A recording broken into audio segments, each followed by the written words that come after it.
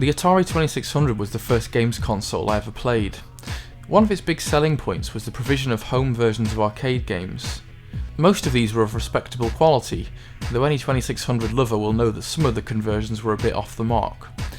Nevertheless, it was a system that captivated my attention as a child, and that achieved legendary status amongst the gaming community, both back then in the 70s and 80s, and continuing on until now.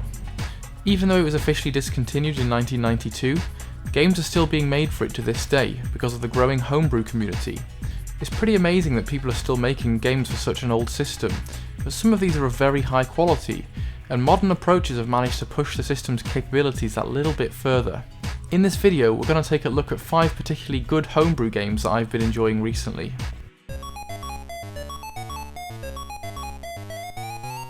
First up is Pac-Man 4K by Dennis Dobro, which was released in 2007. While the original Atari 2600 release of Pac-Man was all I ever knew as a kid, it was quite widely panned by critics for being a shoddy, somewhat rushed port of the arcade game. The maze layouts looked wrong, the ghosts didn't behave correctly, and worst of all was the incessant flickering of the moving objects. Ebivision released an improved version in 1999, but Pac-Man 4K is truly the definitive version of this game.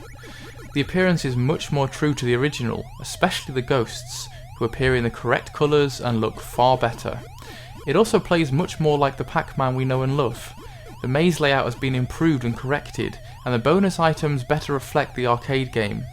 Another major improvement is the movement of the ghosts, which appear far more dynamic and challenging. Most of the ghosts behave quite independently, adding a degree of unpredictability to their patterns. Interestingly, one ghost just moves randomly around the maze, and this was in order to fit the game onto a 4K cart. It's amazing that using the same memory restrictions, such a truer, better, and more faithful port could be achieved. The sound effects have been bolstered as well, and the siren actually changes pitch properly. There's actually an extra layer of challenge because when the siren pitch changes, Blinky will start to move more quickly and will be actively on the lookout to catch you. There's no denying that Pac-Man is a classic game, and I can easily find myself wasting an hour running around from those goddamn ghosts and hungry devouring pills, which sounds slightly like a psychotic episode. I just wish this was the version we'd received back in the day. That would have been amazing.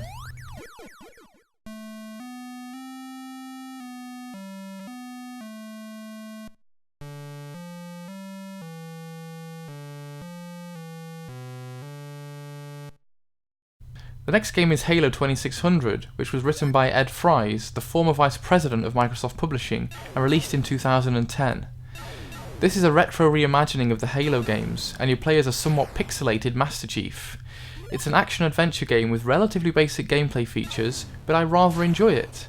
The intro screen is one of my favourites. I really love the chiptune music and the Halo effect they've managed to create. Very impressive. The game feels a little bit like Berserk, in that you navigate various screens shooting at enemies and trying to avoid their bullets. Given the pretty tight time constraints that this game was made within, and the minimal 128 bytes of RAM available, this is a surprisingly playable and enjoyable game. You'll progress through 4 zones with varied environments: outdoors, the Covenant base, the ice zone, and a boss world. Through these areas you'll meet different types of enemies with slight variations in their behaviours and attack patterns. For the most part, you'll just be trying to outstrafe your enemies and repeatedly firing until one of your bullets hits. There are various power-ups in the game, including speed boots and shields which can protect you against enemy fire, and this adds another level of variety to the gameplay. I find myself coming back to this game now and again. It isn't especially long, but it's a very nice display of how a modern game can be rewound and condensed into a small amount of virtual space. There is apparently a legendary mode to reward those who beat it, not that I've ever managed.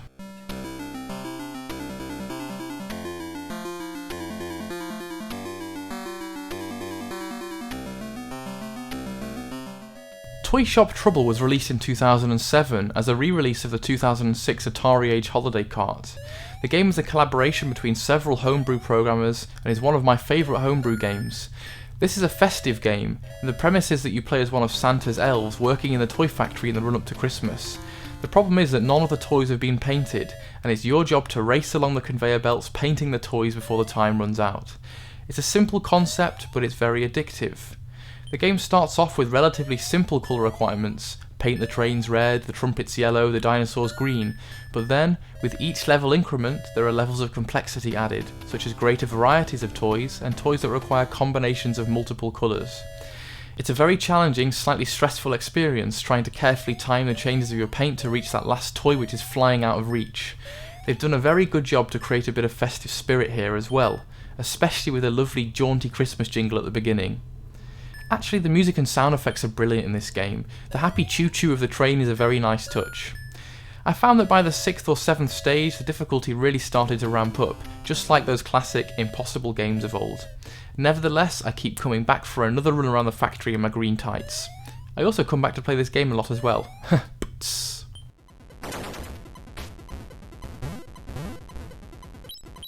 Oystron was created by Piero Cavina and released in 1997. It could be considered to be a benchmark game for homebrew creators, as it's a game of exceptionally high quality and innovation.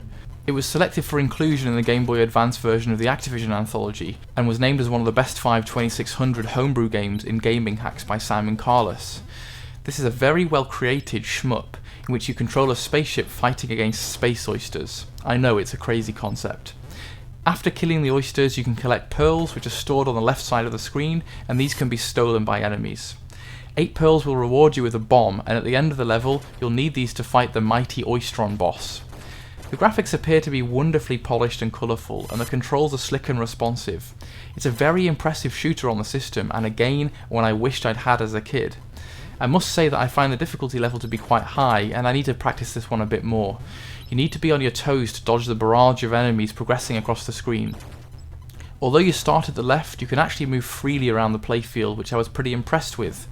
If you're a fan of shoot-'em-up games, I'm pretty sure that you'll love Oystron, so this one is well worth checking out as a standout effort in the homebrew world.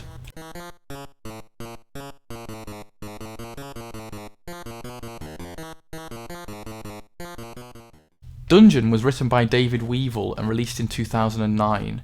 The 2600 and role-playing games are not usually included in the same sentence, which is what makes this game so special. You guys will know that I love dungeon crawlers and especially roguelikes, and so you can imagine my excitement to find such a game existed on the 2600. The creativity that's gone into this is truly impressive, especially given the limitations of the system. This is a turn-based role-playing game in which you must explore a multi-layered dungeon in search of a princess and the demon that's captured her. There is a turn-based combat system in which you can attack enemies with your sword or use magic. You can also cast a heal spell when you're low on HP. Like all good dungeon crawlers, there are treasure chests to unlock and traps to avoid. The graphics are very, very good indeed. Enemies are well designed and varied, and the animations are basic but great. The only downside is that your actual screen area is quite small, and you have to move in these little increments across the maps. This is about as good as an RPG could get on this hardware, I think, and it's a really impressive game that I'm just so glad someone has made. I'm kind of looking forward to see if more role-playing games will come out on the Atari 2600.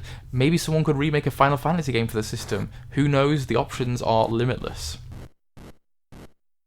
I hope you like this rundown of some of the homebrew titles available on the Atari 2600. Be sure to check out some of these games if you're interested.